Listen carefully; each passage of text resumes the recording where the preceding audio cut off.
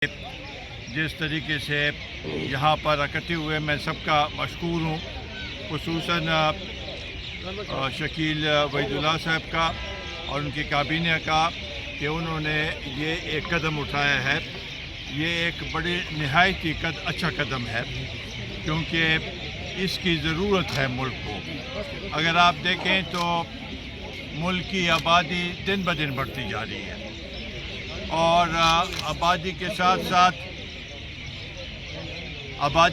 साथ यहाँ पर आबादकारी की बजाय हर एक चीज़ नुकसान की तरफ जा रहा है।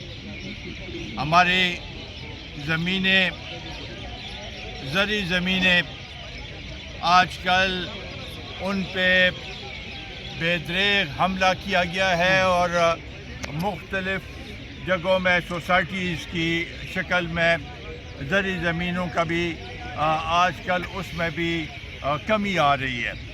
और आप देखें तो ये शहर पेशावर का शहर एक ख़ूबसूरत शहर था, फूलों का शहर इसको कहते थे।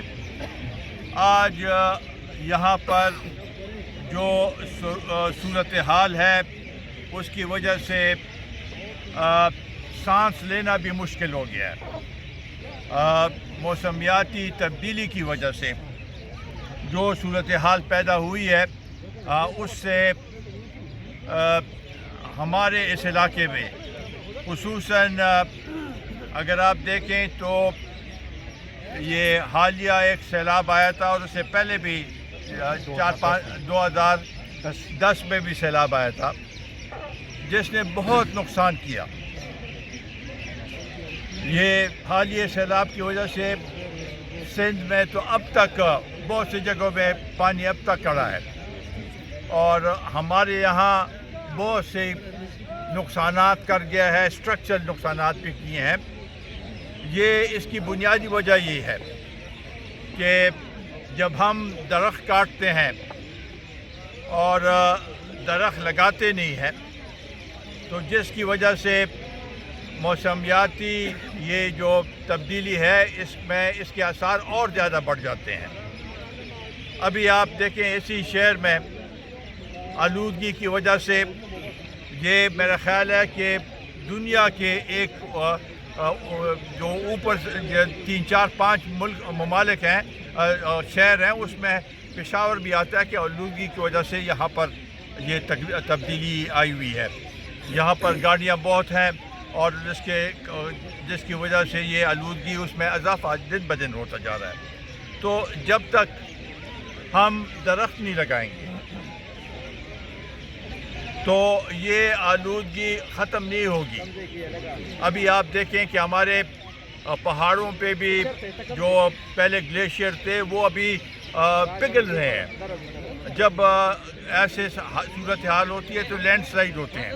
लैंडस्लाइड की बुनियादी वजह दरख्त का ना होना, तो इसलिए ये ज़रूरी है कि हम दरख्त लगाएं हर एक जगह में। और इस शहर में जब तक हम ज़्यादा से ज़्यादा दरख्त नहीं लगाएंगे ये शहर अपने उसमें हम सांस उस तरीके से नहीं ले सकेंगे। यहाँ BRT तो बन सकता है और उसके गर्द की वजह से फेफड़ों की बीमारियाँ और गले की बीमारियाँ शहर में फैल चुकी हैं। ये चीज़ें दिन ब दिन बढ़ती जाएगी। साबिका हुकूमत और इमरान खान की पॉलिसी जब उन्होंने कहा कि हम यहाँ पर बिलियन ट्री लगाएंगे,